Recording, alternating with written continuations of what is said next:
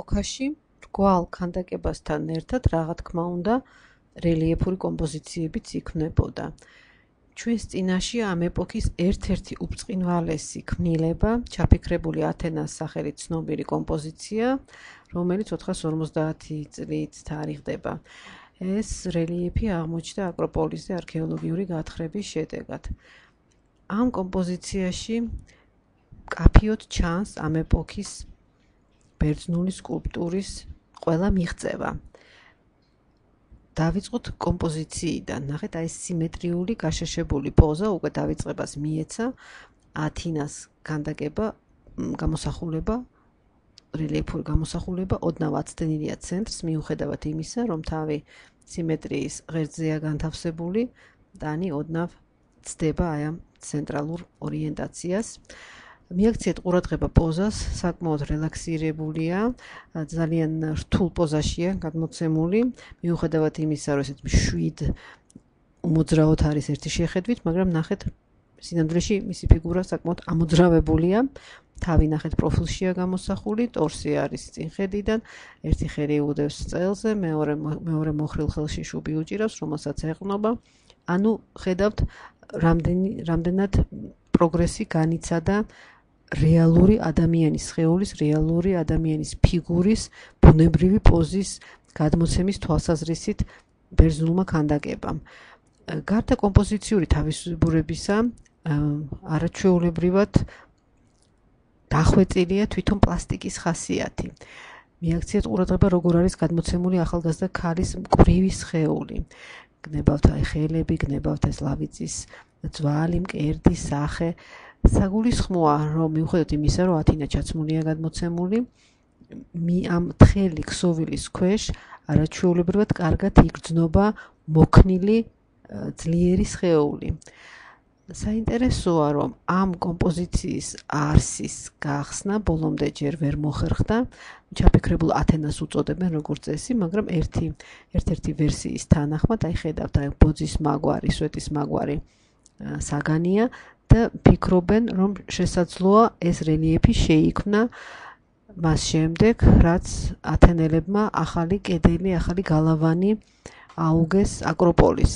და სიმბოლურად ათინა დაჰყურებს ათენელების ძღვენს, თანხმობის ნიშნად, მადლიერების ნიშნად დაკვირვებულად უყურებს აი ამ ახალ კედელს. ეს შესაძლოა ერთ-ერთი ახსნა ამ კომპოზიციის. მეორე მაგალითი არქაული რელიეფისა არის აღმოჩენილი სამხრეთ იტალიაში, ეგრეთ წოდებული ლუდოვიზის ტახტის სახელით არის ცნობილი. ლუდოვიზი გახლდათ ოჯახი, ვისაც ეკუთვნოდა ეს რელიეფი, ტახტი ძალიან პირობითი დასახელებაა.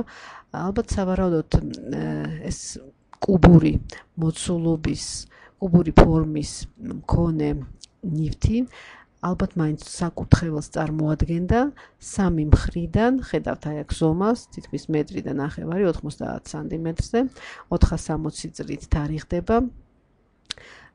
სამივე მხრიდან იყო რელიეფით დაფარული ეს კუბური მოცულობა და ეს გახლავთ გრძელ ნაწილზე გამოსახული კომპოზიცია. როგორც ხედავთ, ცენტრში არც ისე მაღალია თვითონ რელიეფი. კომპოზიციის ცენტრში არის ახალგაზრდა მშვენიერი ქალი გამოსახული, რომელსაც ორი მსახური ეხმარება, ამოყავთ იგი თითქოს ერთი ვერსიით ეს შესაძლოა იყოს აფროდიტე, რომელიც იბადება ზღვის ქაფიდან.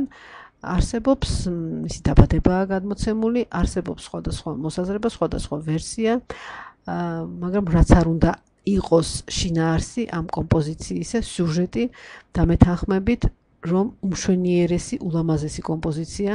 მიაქციეთ ყურადღება ისევ საკმაოდ რთულ პოზას და მიუხედავად იმისა, რომ რელიეფი არ არის ძალიან ღრმა, უკვე ოსტატები დაუფლებულები არიან სივრცის და მოცულობის გადმოცემას, ანუ სივრცეში ფიგურების რთულ განთავსებას და შეხედეთ, რამდენი პლანი შეიძლება გაირჩეს.